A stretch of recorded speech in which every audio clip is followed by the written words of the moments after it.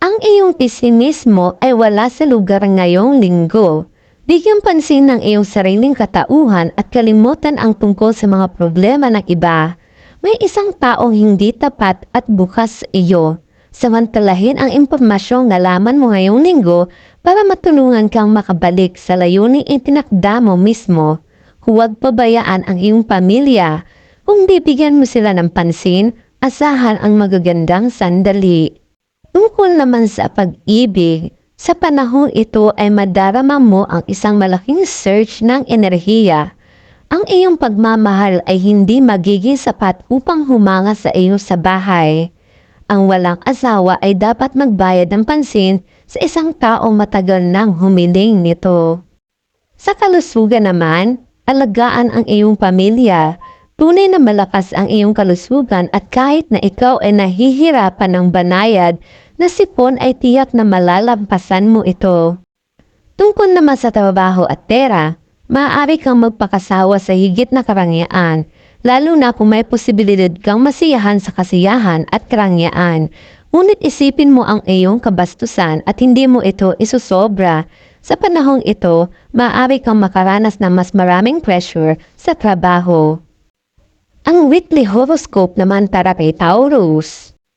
Ang iyong zodiac sign ay nasa ilalim ng impluensya ni Venus ngayong linggo, isang planeta na kilala bilang isang planeta ng kagandahan at pagnanasa. Sa panahong ito, mararamdaman mo ang higit na pangangailangan para sa pagmamahal. Dapat mong tuparin ang hangaring ito at gumugol ng oras sa mga mahal mo at sa mga nagmamahal sa iyo. Ito ang pinakamataas na oras para magdaos ng party o pagpupulong.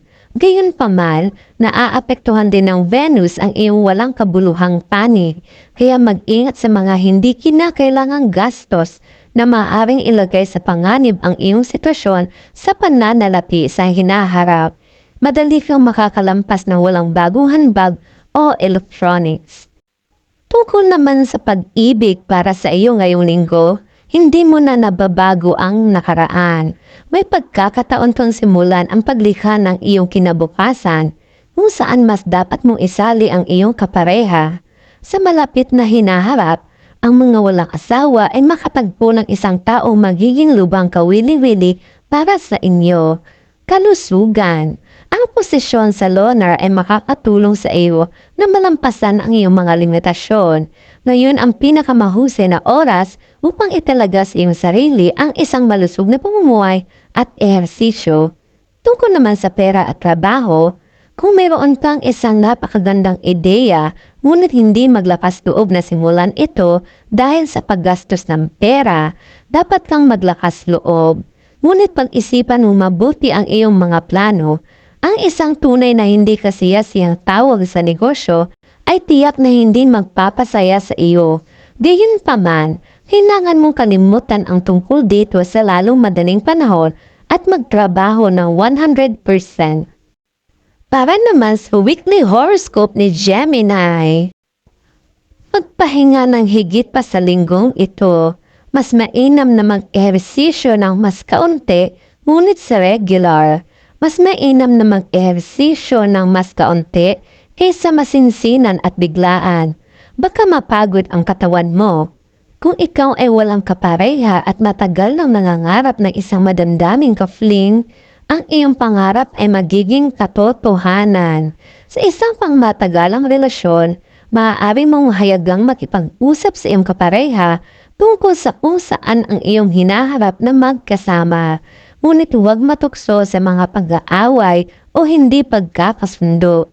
Maaaring hindi tumugon ang isang kapareha sa lahat ng gusto mo. Pag-usapan natin ang tungkol sa pag-ibig. Mag-ingat sa isang taong malapit sa iyo na hindi nais sa iyo ang iyong relasyon. Maaaring itong magkaroon ng masamang epekto sa relasyon at maaaring malaman ng kapareha ang ilang chismis tungkol sa iyo mula sa taong naiinggit. Isang romantikong pananaw ang dumarating sa buhay ng mga single. Mangyayari ito kapag hindi mo inaasahan. Tungkol naman sa iyong kalusugan, Gemini, huwag maliitin ang preventive examinations. Mag-book ng appointment sa lalong madaling panahon. Upang suriin ang lahat ng kailangan mo, ang iyong doktor ay magpapayo sa iyo ng mas mahusay kaysa sa internet. Para naman sa trabaho at pera, ang mas kaunting hindi inaasahang paggasta ay magpapalubas sa iyong mga plano sa pananalapi. Lagyan ng tali ang iyong mga pangarap at huwag maging gahaman. Para naman sa iyo, Cancer. Ang epekto ng Mercury ay matinding masahan ang iyong sign sa mga susunod na araw. Ang Mercury ay pangunahing makakaapekto sa iyong kakayahang makipag-usap at sa iyong pagkamapagpatawa. Sa ilang mga pagkakataon, ikaw ay magiging focus ng isang taong matagal nang interesado sa iyong mga katangian. Bigyang pansin ang pag-uugali ng mga tao sa paligid mo. Tutulungan ka ng Mercury na maging predictable mula sa impluwensya ng isang taong naiinggit sa iyo. Oras na para tanggalin ang mga negatibong tao na kumukonsumo sa iyo para sa enerhiya.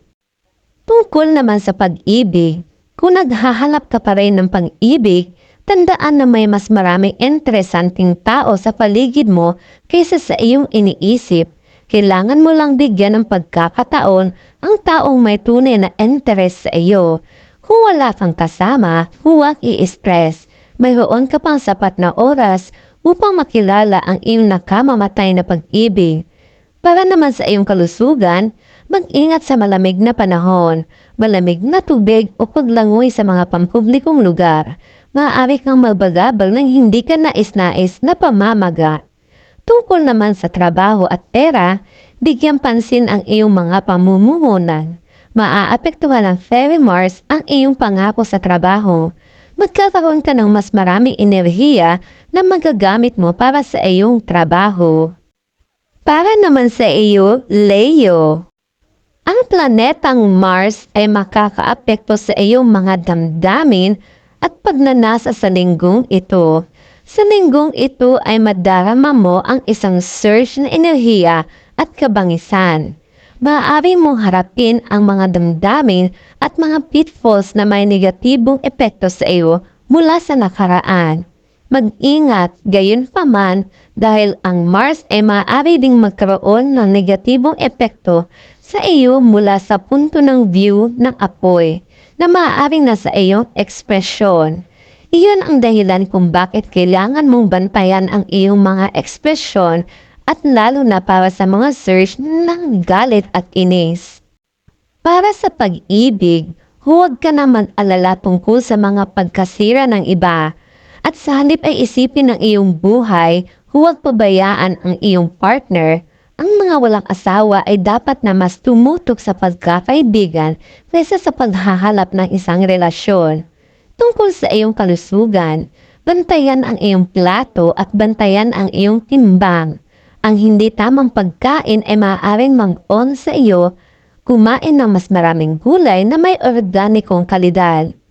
Para naman sa trabaho at pera, makakakuha ka ng isang kawiwili-wiling alok para sa mabilis na kita. Tandaan na mas magpahinga at kalimutan ang tungkol sa mga problema sa trabaho ng mas madalas. Kahit na ang isang matagal na katapusan ng linggo ay makakatulong. Weekly horoscope naman para kay Virgo. Sa linggong ito, maimpluwensyahan ka ng isang makapangyarihang buwan na lubos na makakaapekto sa iyong damdamin, pag-uugali at emosyon. Maaari mong ibalik ang nakaraan sa iyong isip. Gayunpaman, dapat kang tumuo ng higit sa iyong kasalukuyang mga damdamin at sa buhay na iyong tinatakbo ngayon. Hindi mo babaguhin ang nakaraan at kailangan mong sumulong. Ang buwan ay magpapalakas ng iyong sensitivity at instincts. Kaya naman ang linggong ito ay angkop para sa mas malakas na nagpapahayag ng iyong damdamin sa mga taong mahal mo. Sabihin sa kanila na narito ka para sa kanila at nagmawalasak ka sa kanila. Sa linggong ito, kailangan mong ipahayag ang iyong nararamdaman. Para sa pag-ibig, ito ay isang magandang oras upang sabihin ang lahat ng bagay na nag-abala sa iyo sa nakaraang panahon. Tanungin ang iyong kapareha tungkol sa lahat ng bagay na hindi ka nagkaroon ng lakas ng loob na itanong. Kung ikaw ay walang asawa, kailangan mo malaman kung ano mismo ang gusto mo dahil magkakaroon ka ng isang kawili-wiling petsa sa malapit na hinaharap. Tungkol sa kalusugan, sa mga planetary positions, maaari mong palakasin ang iyong lumalalang kalusugan. Ang susi ay regular na pag-inom at mas maraming hibla sa iyong dieta. Para sa trabaho at pera, sa susunod na panahon, dapat mong isaalang-alang ang paggastos ng pera sa isang produkto na matagal mo nang kailangan. Sa trabaho, hindi nagbubunga ang katapangan.